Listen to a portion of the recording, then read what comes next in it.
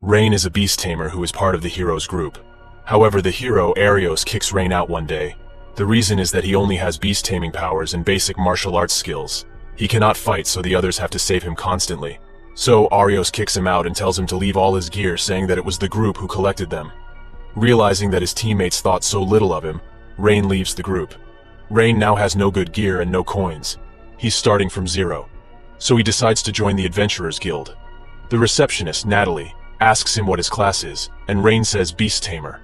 Natalie becomes worried that he might not be safe alone, reminding him of his former group members' words. As an entrance trial, he has to kill 10 goblins and collect 20 medicinal herbs. He kills the 10 goblins and collects their runestones. Suddenly, he hears a scream from the forest. A giant killer tiger has trapped a cat girl. Rein tries to stab its head, but his knife breaks. So he accepts his fate, thinking that he was a simple beast tamer and he had no chance anyway. Suddenly, the cat girl launches an amazing hammer kick and kills the killer tiger in a single blow. Rein thinks about how there are rare species in this world called ultimate species. They are dragonoids, demigods, etc. But the rarest of the ultimate species are the cat spirits, like this girl right here. He says that cat spirits are on the verge of extinction because they can't use magic, but they have developed their physical skills to the ultimate peak. The girl eats lots of his food and introduces herself as Kanade. Kanade has been living a secluded life with the other cat spirits, so now she talks freely with Rein. Rein also finds himself becoming comfortable with her, so he tells her everything about himself. Hearing this, Kanade becomes angry at the hero Arios because Rein is such a nice person. Also, she thinks that he's not useless and that he can probably tame her. She says that she felt a buzzing ever since she met him. Since only a few people in the world can tame cat spirits, she thinks that he's strong. So, Rein uses his blood and forms a bond contract. The contract goes properly, and they form a bond. Both of them have a pattern on their palms that will link them. Rein thinks about how he is a simple beast tamer who was kicked out of the hero's party. But now, he has formed a bond with one of the ultimate species. Then, Rein makes temporary contracts with lots of rabbits, and commands them to find medicinal herbs for his adventurer's trial. Kanade is shocked because apparently, most beast tamers can handle only one creature at a time. On top of that, he's tamed Kanade. So, what he just did is supposed to be impossible. Rein takes the goblin runes and the medical herbs back to the Adventurers Guild and officially registers as an F-rank adventurer, the lowest rank. But Rein is still happy. He earns some copper coins for now, and if his rank goes up, the rewards will also be better. So he has to accept more and more jobs. Suddenly, a big adventurer teases Kanade for walking around with an F-rank person despite being a rare cat spirit. Kanade replies that Rein was strong enough to tame her, so the man challenges Rein to an arm wrestle. The winner gets Kanade. In order to end this right here, Rein accepts the challenge. Rein ends up breaking the man's hand, and is surprised at his own strength. Kanade explains that when a person contracts themselves with an ultimate species, one of their powers is amplified. So, he is pretty much as strong as a cat spirit. Later, they go to collect more medical herbs when they see a group of bandits called the Elben Fangs surrounding an old merchant. So, Rein and Kanade jump in and beat the Elben Fangs members. The merchant says that the Elben Fangs are a huge bandit group that kills anyone who messes with them. But Rein decides to capture the rest of the Elben Fangs members instead. Rein uses the help of a squirrel to find their hideout. He plans to use a special kind of bee called Arby's, whose sting will paralyze a person for 12 hours. Kanade is surprised that Rein is an insect tamer as well, as that is something different from a beast tamer. Then, he sends Kanade back to town to bring the knights who will arrest these bandits. He makes temporary contracts with the bees and sends them at the bandits. Meanwhile, we find out that two of Arios' members, Mina and Liana, were supposed to be guarding the merchant to kill some time. But when the Elben Fangs members attacked them, they did not have time to cast their spells, so they had to run away. They blame the other adventurer, who is a beast tamer, for not using more animals to scout the area like Rein used to do. But the man says that a beast tamer can tame only one animal at a time. If they try to do more, their nervous system will break. Mina and Liana think about the huge number of animals that Rein used to tame with ease, wondering if he was actually a powerful person. But these two idiots are in denial, so they think that the man is lying, saying that Rein could never do anything important.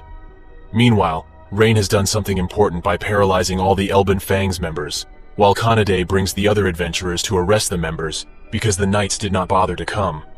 But suddenly, they are attacked by king lizards that had been captured by the bandits. But Rein and Kanade use their strength to knock them out one by one. Rein thinks about how this is different from his time with Arios, all because of Kanade. They come out alive, and all the adventurers celebrate, acknowledging their strength. Rein thanks Kanade for being by his side, as he feels like he can now do amazing things. Because of this significant action, Rein is promoted to E rank and given a pretty nice reward of silver coins. They gather needed supplies and take a room to sleep in. But the innkeeper says that there's only one room and puts them in there, making Rein rather uncomfortable. Kanade is fine with it though, so Rein says that she shouldn't trust everyone she meets. Kanade replies that she isn't trusting just anyone. She's trusting Rein. That night, Kanade thinks about how many people have tried to tame her for selfish reasons, but Rein protected her and talked to her like she was a normal girl. Also, she wants to help heal him from the sadness of being kicked out of the hero's party. One day, Natalie tells them about a hooligan who has been stopping people at a bridge and challenging them to a duel. He has been preventing everyone from crossing this bridge that connects the main continent from the southern islands. Because of the high reward, Rein and Kanade go there. At the bridge, they see a huge dragon, who turns into a girl named Tanya. She is a dragonoid, which is another one of the ultimate species. Tanya challenges them to a fight, as she's doing this for training, which is a tradition amongst dragonoids. Rein and Kanade put up a decent fight since Kanade is also an ultimate species. But Tanya is just too good for them, and she almost kills them. So Rein asks Kanade to buy him some time while he goes and uses a contract on a bird and tells it to bring more birds.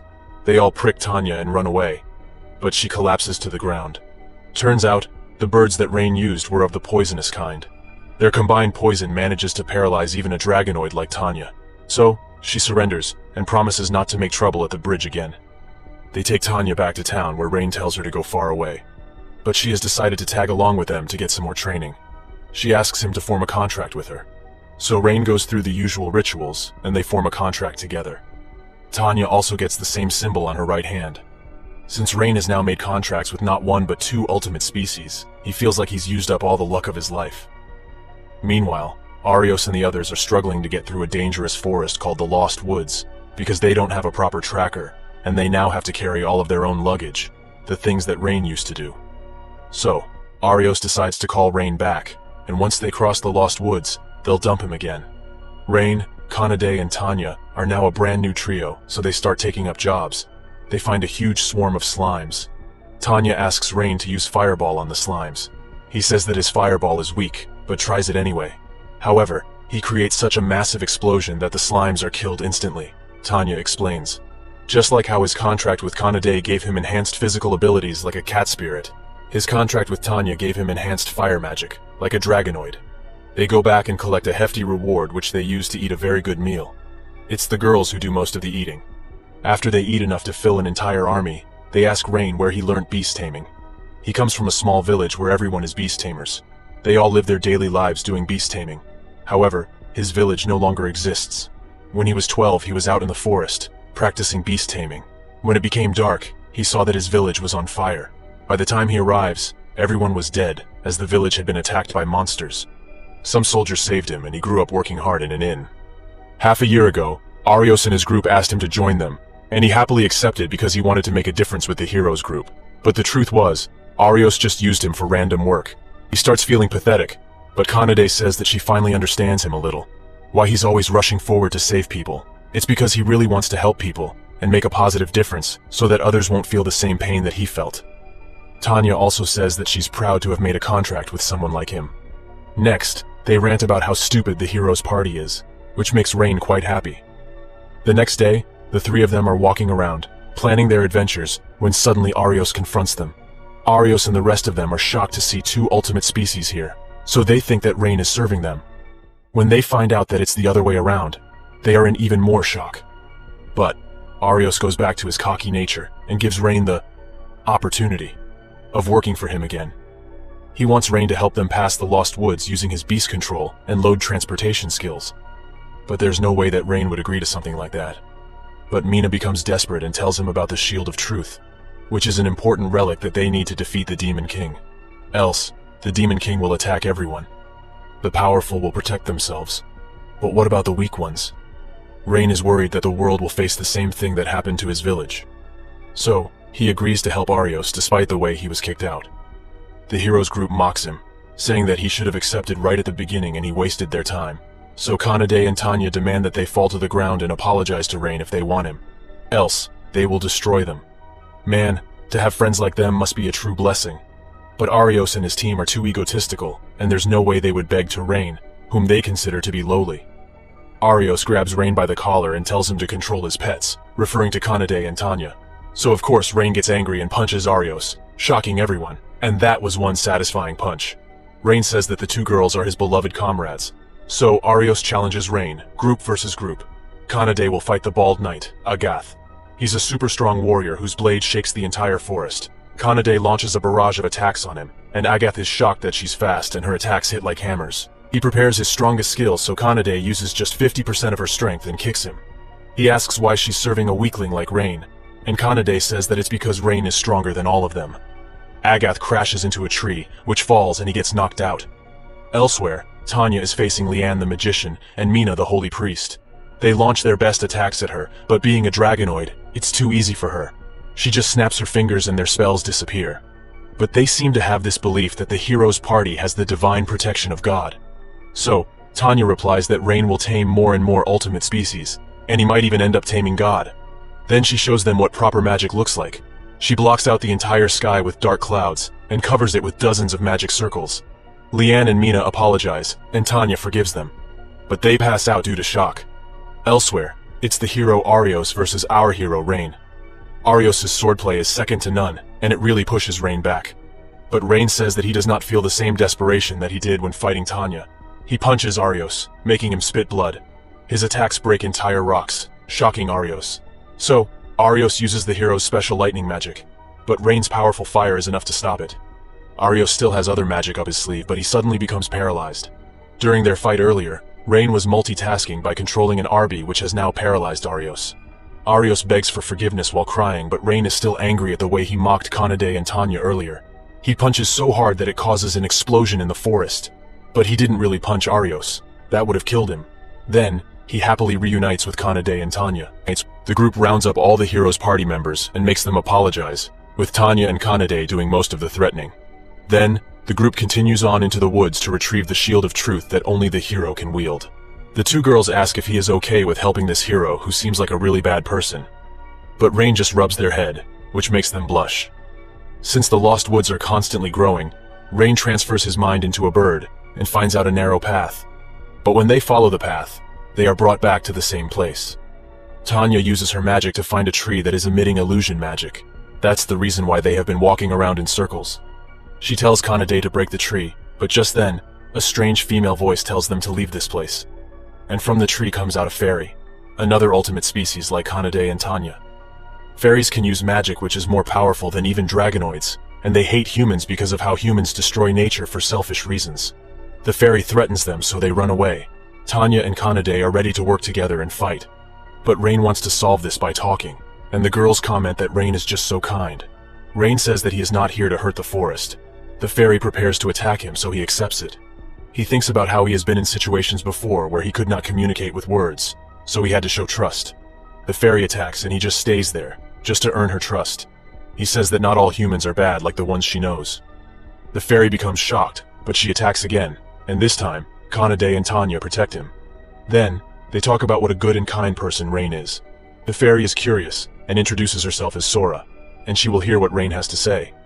She says that she won't take down the illusion barrier as it protects their fairy village. But if it is to defeat the Demon King, then she will give him the shield. So Sora goes inside and brings out the shield, giving it to him just like that. She says that it was an agreement between the fairies and the previous hero to pass on the shield when the time came. Then she tells them to leave. But Rein senses that something is bothering her, so he offers to help her. Sora almost tells him something, but she's worried they might get hurt. But Rein does not care if he'll get hurt. Kanade and Tanya also vouch for him. So Sora says that she has a younger twin sister named Runa. Sora and Runa were responsible for guarding the paths to the fairy village, but one day, they were attacked by a monster from the Demon King's army called Shadow Knight. In the fight, Runa was captured. The others are surprised because fairies are supposed to have powerful magic, but Rein explains that a Shadow Knight is a C-rank monster. It should not be able to defeat fairies, but it has the power to cancel magic. The fairies are at a disadvantage against Shadow Knights as only physical attacks work.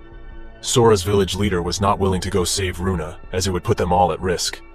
She starts crying, so Rein promises to save her sister, so she hugs him and cries even more. The Shadow Knight commanded her to bring down the barrier by sunset, or he would kill Runa. The group goes to fight it, while Sora stays back because she's pretty much useless here. They find the Shadow Knight on his shadow throne with Runa hanging over him. They shoot fireballs at him and it's no use, so he becomes cocky. But Kanade kicks him so hard he literally stops monologuing. Then, Tanya saves Runa and takes her away while the other two fight him. He starts showing his immense powers, so Rein turns into his most reliable friends, the Arbies. He uses them to distract the knight while he hits Kanade with a booster magic, making her way more powerful. Then, she punches the knight so hard that it creates a hole in him, and he dies. Rein says that he used a Tamer ability that increases someone's natural abilities. He couldn't use it before, but now he can because of the magic he got from Tanya. Tanya says that the boost spell was supposed to be lost, but Rein says that he learnt it in his hometown. Then, they take Run back to Sora, and the two sisters reunite. Then, Runa says that she was kinda excited about being a captive because she has a naughty mind. Then, the sisters announce that they won't go back to the village because those villagers did not try to rescue Runa, as understandable as it was. But they don't know how to travel because they've lived here all their life. So, Kanade and Tanya offer them to come with them, and Rein also approves. Then, Sora and Runa say that they want to make a contract with Rein as he helped them so much. Rein is not sure if he can tame fairies, but the other two give their encouragement. Rein does the same ritual, and the two fairies are now tamed by him, with those same contract markings on their palms. Then, Rein goes to give the shield to Arios while telling his girls to hide and wait. Arios is shocked that Rein got it in 2 days, so he claims that the shield must be fake. Mina does appraisal magic on it, and of course the shield is genuine. Rein takes the payment from Arios and prepares to leave, but Agath asks him if he wants to rejoin. Arios becomes angry, but Agath says that they should consider Rein's powers. Rein starts to hesitate. So, Kanade comes forward and gives him her hand. Rein realizes that he's already got all that he wants. Arios thinks about the humiliation he faced from Rein and vows to destroy him no matter what. Later, the girls wonder if only the hero can defeat the Demon King. Rein tells them the story of the Demon King who used to terrorize all of humanity. No one could do anything. So the first hero made a contract with the gods and took their blood into his own body and defeated the Demon King. A normal human may work hard all their lives, but there is a limit to their growth. But the hero has the blood of the gods, which gives them a power called Limit Break, meaning they can become more and more powerful, without any limits. He says that Arios may be weak now, but he will eventually be super powerful. The girls point out that Rein is kinda also like the hero. He has made newer and newer contracts, giving him more and more powers. Kanade suggests that Rein could make contracts with even more ultimate species and be strong enough to defeat the Demon Lord. The others also prefer him over that lousy hero. But Rein says that fighting the Demon King is a serious task, and he's not sure if he is ready mentally. He wants to take time to decide such an important thing. The girls are ready to wait for his decision, and they will support him no matter what. Rein realizes that the crossroads of his life is coming here. The 5 of them start living together. One day, the girls advise Rein to get a weapon for himself. They go to the best equipment shop in town. It's run by a dwarf named Gantz. Gantz is rude, but he's a very good blacksmith. Rein chooses a dagger but suddenly gets a strange feeling. Just then, an adventurer enters with a bag of money, asking Gantz to give him the best weapon here. Gantz gives him a fancy-looking sword, and the man goes away happily. But Rein says that the weapon is only good as a ceremonial. In a real battle, it's lacking something. The same goes for all the other weapons here. Rein asks if he's hiding something. Gantz suddenly laughs and says that Rein is correct. All the weapons here are mass-produced with basic-level uses. But his best weapons are the ones he put all his efforts in. He shows them to Rein, who immediately sees how good these ones are. Gantz says that he does this because he wants his customers to match with the weapons that are perfect for their skills. He does not want low-level people to buy good weapons just because they have the money. Gantz asks how Rein could tell the difference. Rein says that being a beast tamer means he is used to observing every little detail of everything and everyone. Gantz is impressed, and decides to make a special weapon just for him. But there is a problem. He does not have the right materials. The group goes back to the Adventurers Guild, which is really crowded. Natalie says that the hero Arios is recruiting members with the promise of fame and riches. But the group ignores them. Rein gives Natalie a request to investigate a mithril mountain. The mithril mountain belongs to Gantz's family, and mithril is used to make the strongest weapons. But somehow, the mithril has depleted there. So, Rein offered to investigate the mithril mine. It's a short hike there, but the 2 fairy sisters get tired easily because their physicality is almost non-existent. But they finally reach the mine. Rein suspects that the mithril is being depleted because of illegal miners. Suddenly, he notices an eagle moving weirdly, and sure enough, 2 illegal miners come out whom Tanya and Kanade quickly knock out.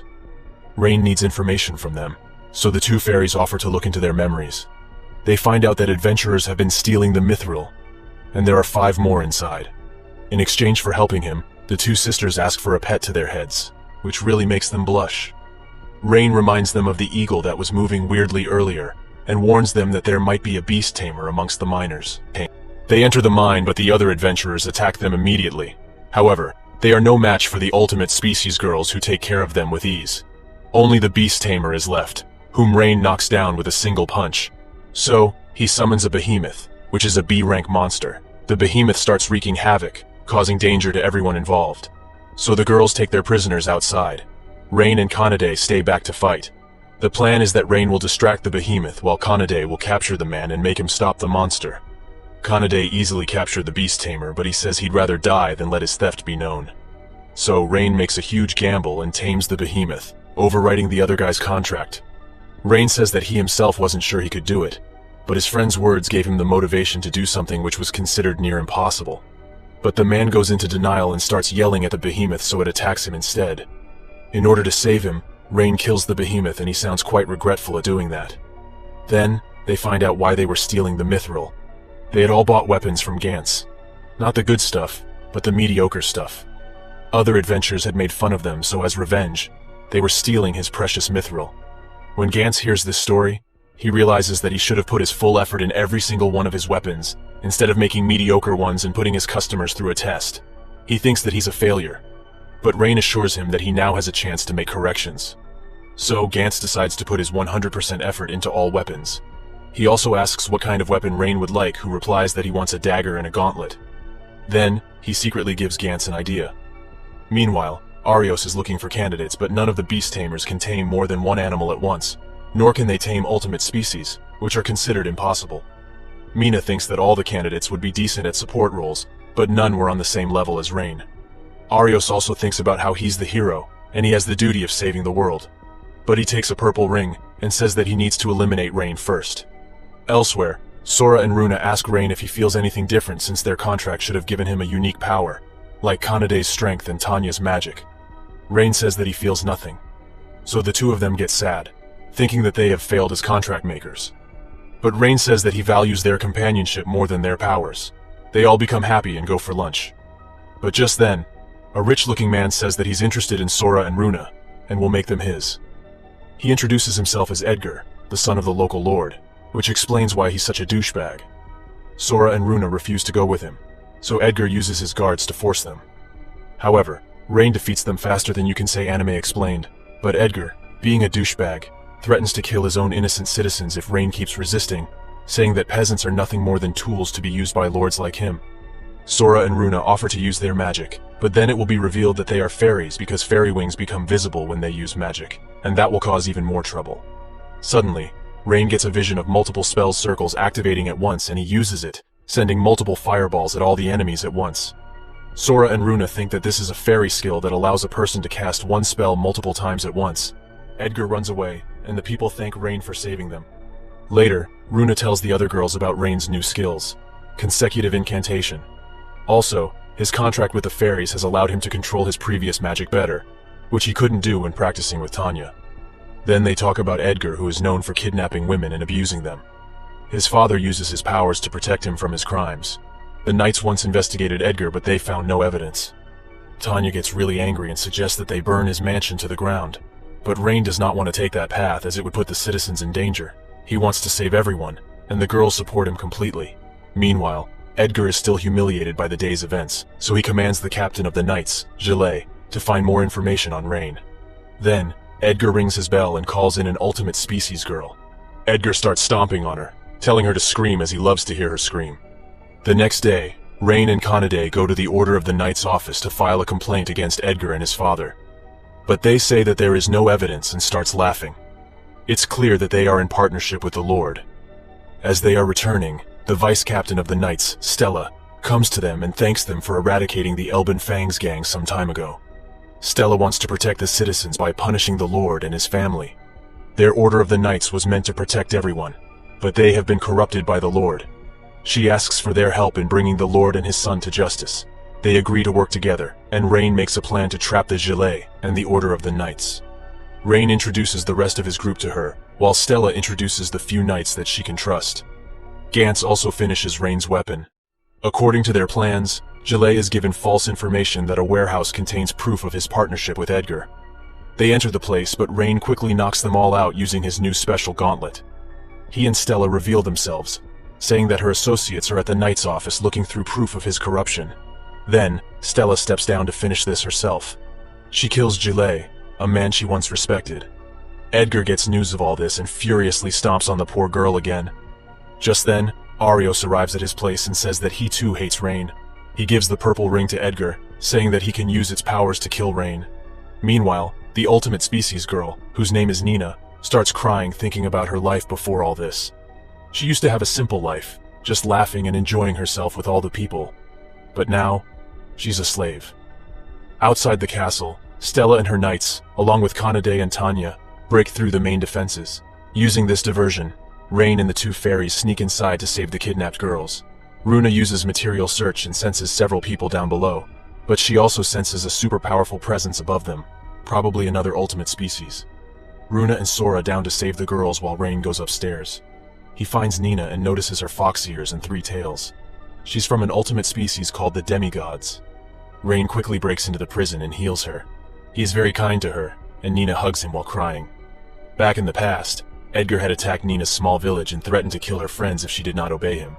So, Nina was forced to wear a magical slave collar. Since he just enslaved a demigod, Edgar starts calling himself God. Back to the present, Rein says that she has been a very strong person all this while. He notices that the collar uses the same principle as a beast tamer's contract spell. So he tries to overwrite it, but gets hit with a powerful counterspell. But Rein uses all the strength and skills that he has received until now, and breaks her collar. Meanwhile, Sora and Runa take the kidnapped girls to safety. Then, they defeat the rest of the guards. The Lord is scared, but Edgar tells him to escape to safety, saying that he will deal with it. Down in the mansion, Rein catches up with the rest of the girls. They all assume that Rein has chosen another girl for himself. Rein tries to deny it to no avail, but they all readily accept Nina because she is so cute and fluffy. Suddenly they see the Lord trying to run away, so Rein uses his new bracelet to capture him. So Edgar arrives and summons a literal Grim Reaper with his ring. The Reaper stabs him in the chest. Arios stands on top of a building and laughs like the heroic villain that he is. Back downstairs, Rein is actually alive and well. All the girls are shocked. Did he survive because he has contracted with ultimate species, or because he's a beast tamer? Why? Runa gets an idea and hits him with poison, but he survives that too. After getting a scolding from everyone, Runa explains. Rein only got 1 skill after his contract with Runa and Sora. That doesn't make sense. Instead, it makes sense that he got the ability to nullify any instant death spells. Meanwhile, Edgar is sitting there in pure shock. He's someone who has always gotten everything he's wanted, and now, he's getting nothing. He is unable to accept this, and his negative emotions allow the ring to grow even more powerful, so much so that it completely consumes him. Rein throws a powerful fireball to subdue it, but it's no use.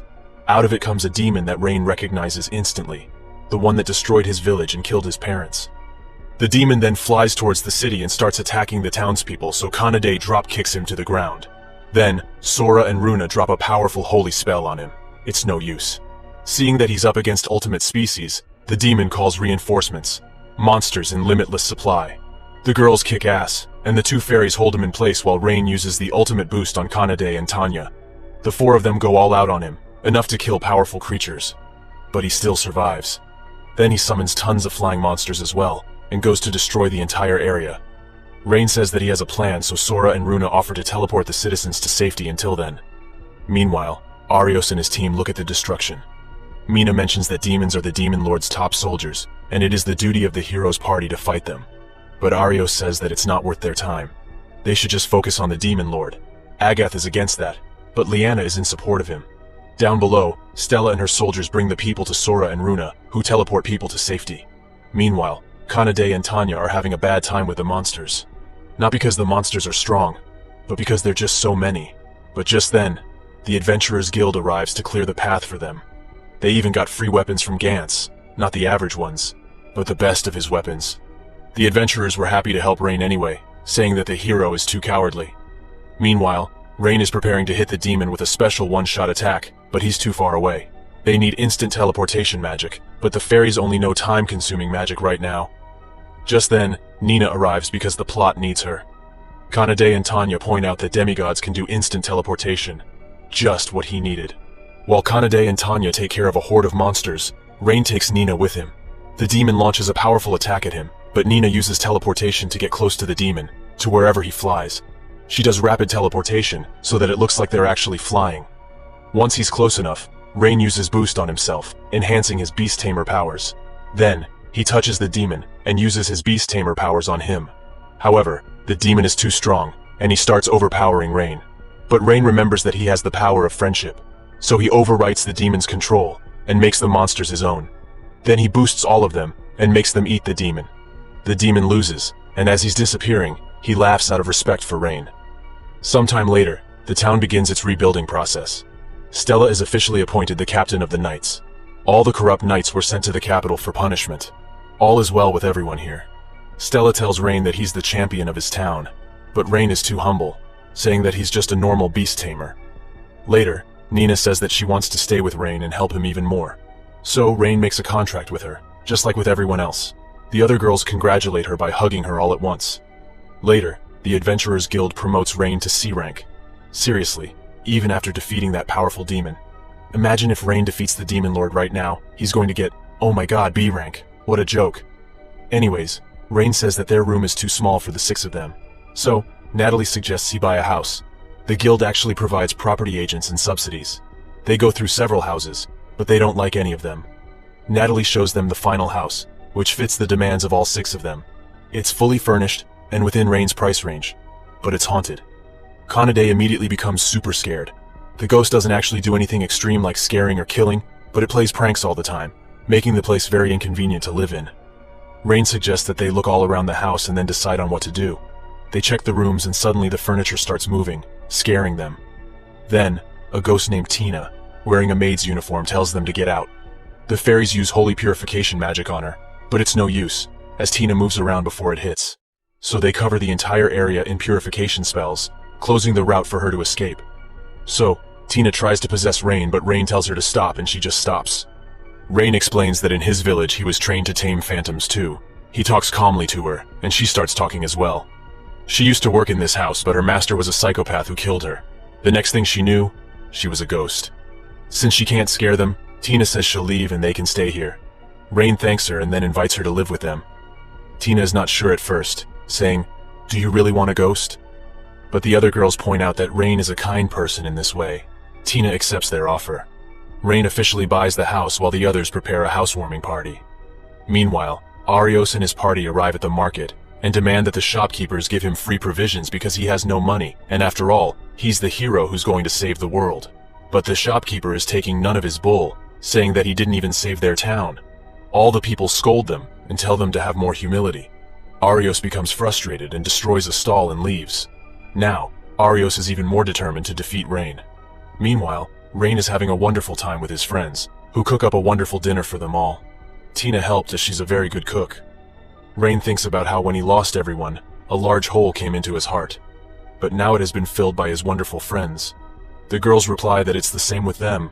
Thinking about all the good things in his life, Rein starts crying much to everyone's shock.